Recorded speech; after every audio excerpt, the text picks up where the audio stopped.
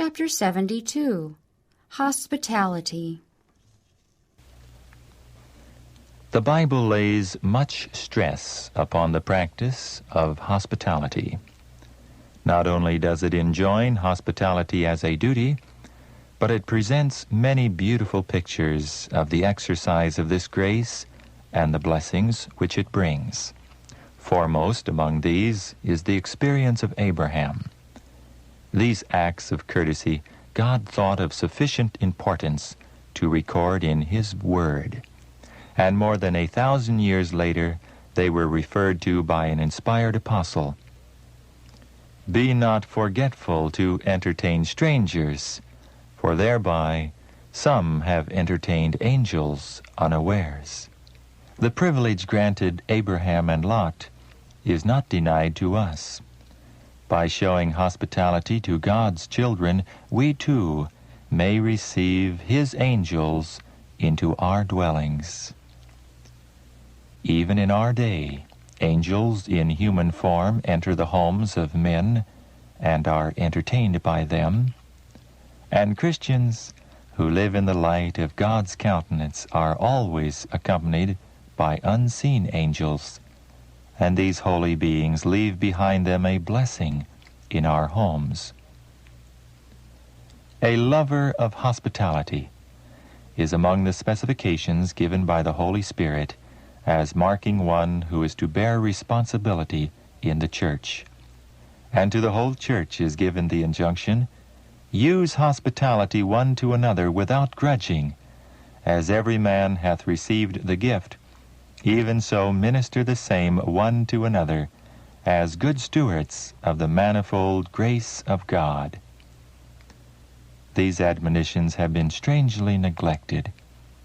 Even among those who profess to be Christians, true hospitality is little exercised. Among our own people, the opportunity of showing hospitality is not regarded as it should be, as a privilege and blessing. There is altogether too little sociability, too little of a disposition to make room for 2 or 3 more at the family board without embarrassment or parade. I have heard many excuse themselves from inviting to their homes and hearts the saints of God. Why, I have nothing prepared. I have nothing cooked. They must go to some other place. And at that place, there may be some other excuse invented for not receiving those who need hospitality, and the feelings of the visitors are deeply grieved, and they leave with unpleasant impressions in regard to the hospitality of these professed brethren and sisters. If you have no bread, sister, imitate the case brought to view in the Bible. Go to your neighbor and say, "Friend, lend me 3 loaves, for a friend of mine in his journey is come to me, and I have nothing to set before him." We have not an example of this lack of bread ever being made an excuse to refuse entrance to an applicant. When Elijah came to the widow of Sarepta, she shared her morsel with the prophet of God, and he wrought a miracle and caused that in that act of making a home for his servant and sharing her morsel with him, she herself was sustained, and her life and that of her son preserved. Thus will it prove in the case of many, if they do this cheerfully for the glory of God. Some plead their poor health. They would love to do it if they had strength. Such have so long shut themselves up to themselves, and thought so much of their poor feelings, and talked so much of their sufferings, trials, and afflictions, that it is their present truth. They think of no one but self. However much others may be in need of sympathy and assistance. You who are suffering with poor health, there is a remedy for you. If thou clothe the naked, and bring the poor that are cast out to thy house, and deal thy bread to the hungry, then shall thy light break forth as the morning, and thine health shall spring forth speedily. Doing good is an excellent remedy for disease. Those who engage in the work are invited to call upon God, and He has pledged Himself to answer them. Their soul will be satisfied in drought, and they shall be like a watered garden, whose waters fail not.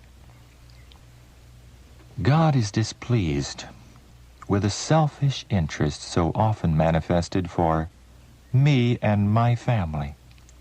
Every family that cherishes this spirit needs to be converted by the pure principles exemplified in the life of Christ.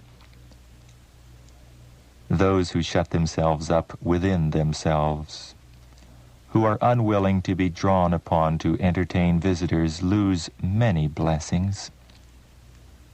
Angels are waiting to see if we embrace opportunities within our reach of doing good, waiting to see if we will bless others, that they in their turn may bless us.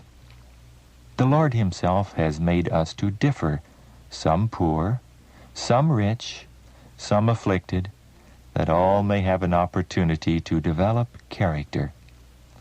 The poor are purposely permitted to be thus of God, that we may be tested and proved and develop what is in our hearts. When the spirit of hospitality dies, the heart becomes palsied with selfishness. Our social entertainments should not be governed by the dictates of worldly custom, but by the Spirit of Christ and the teaching of His Word.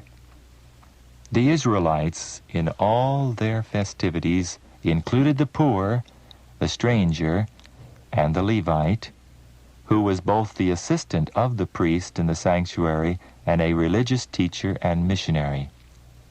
These were regarded as the guests of the people, to share their hospitality on all occasions of social and religious rejoicing, and to be tenderly cared for in sickness or in need.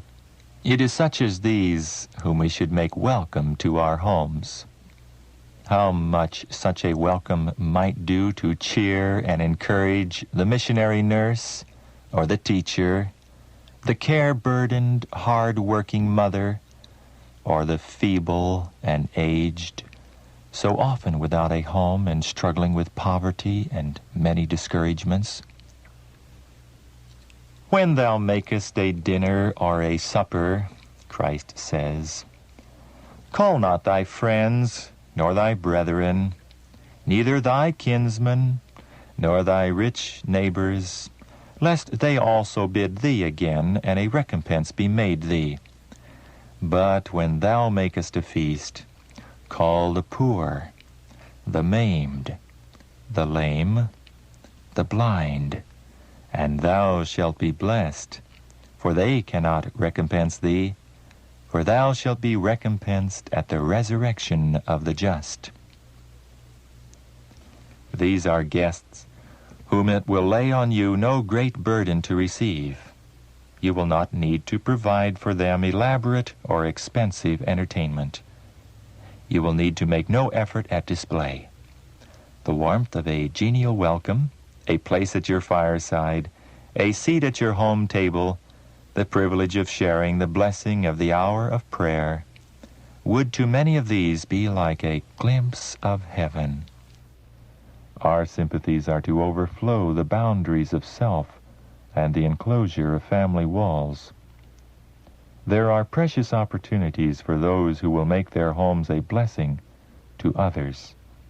Social influence is a wonderful power. We can use it, if we will, as a means of helping those about us. Our homes should be a place of refuge for the tempted youth.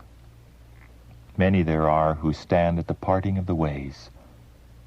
Every influence, every impression is determining the choice that shapes their destiny both here and hereafter. Evil invites them. Its resorts are made bright and attractive. They have a welcome for every comer. All about us are youth who have no home, and many whose homes have no helpful, uplifting power, and the youth drift into evil. They are going down to ruin within the very shadow of our own doors. These youth need a hand stretched out to them in sympathy. Kind words simply spoken, little attentions simply bestowed, will sweep away the clouds of temptations which gather over the soul. The true impression of heaven-born sympathy has power to open the door of hearts that need the fragrance of Christ-like words and the simple, delicate touch of the Spirit of Christ's love. If we would show an interest in the youth, invite them to our homes, and surround them with cheering, helpful influences, there are many who would gladly turn their steps into the upward path. When visitors come, as they frequently will, they should not be allowed to absorb all the time and attention of the mother. Her children's temporal and spiritual welfare should come first. Time should not be used in preparing rich cakes, pies, and unhealthful viands for the table. These are an extra expense, and many cannot afford it. But the greater evil is in the example. Let the simplicity of the family be preserved. Do not try to give the impression that you can sustain a style of living which is really beyond your means. Do not try to appear what you are not, either in your table preparations or in your manners. While you should treat your visitors kindly and make them feel at home, you should ever remember that you are a teacher to the little ones God has given you. They are watching you, and no course of yours should direct their feet in the wrong way. Be to your visitors just what you are to your family every day, pleasant, considerate, and courteous. In this way, all can be educators, an example of good works. They testify that there is something more essential than to keep the mind on what they shall eat and drink and wherewithal they shall be clothed. We would be much happier and more useful if our home life and social intercourse were governed by the meekness and simplicity of Christ. Instead of toiling for display to excite the admiration or the envy of visitors, we should endeavor to make all around us happy by our cheerfulness, sympathy, and love. Let visitors see that we are striving to conform to the will of Christ. Let them see in us, even though our lot is humble, a spirit of content and gratitude. The very atmosphere of a truly Christian home is that of peace and restfulness. Such an example will not be without effect. Christ keeps an account of every expense incurred in entertaining for his sake. He supplies all that is necessary for this work. Those who for Christ's sake entertain their brethren, doing their best to make the visit profitable both to their guests and to themselves, are recorded in heaven as worthy of special blessings. Christ has given in his own life a lesson of hospitality. When surrounded by the hungry multitude beside the sea, he did not send them unrefreshed to their homes. He said to his disciples, "Give ye them to eat." And by an act of creative power, he supplied food sufficient to satisfy their need. Yet how simple was the food provided. There were no luxuries. He who had all the resources of heaven at his command could have spread for the people a rich repast, but he supplied only that which would suffice for their need, that which was the daily food of the fisherfolk about the sea. If men were today simple in their habits, living in harmony with nature's laws, there would be an abundant supply for the needs of the human family. There would be fewer imaginary wants and more opportunity to work in God's ways. Poverty need not shut us out from showing hospitality. We are to impart what we have. There are those who struggle for a livelihood and who have great difficulty in making their income meet their necessities. But they love Jesus in the person of his saints and are ready to show hospitality to believers and unbelievers, trying to make their visits profitable. At the family board and the family altar, the guests are made welcome. The season of prayer makes its impression on those who receive entertainment, and even one visit may mean the saving of a soul from death. For this work, the Lord makes a reckoning, saying, I will repay. Wake up, brethren and sisters. Do not be afraid of good works. Let us not be weary in well-doing, for in due season we shall reap, if we faint not. Do not wait to be told your duty. Open your eyes and see who are around you. Make yourselves acquainted with the helpless, afflicted, and needy. Hide not yourselves from them, and seek not to shut out their needs. Who gives the proofs mentioned in James of possessing pure religion, untainted with selfishness or corruption?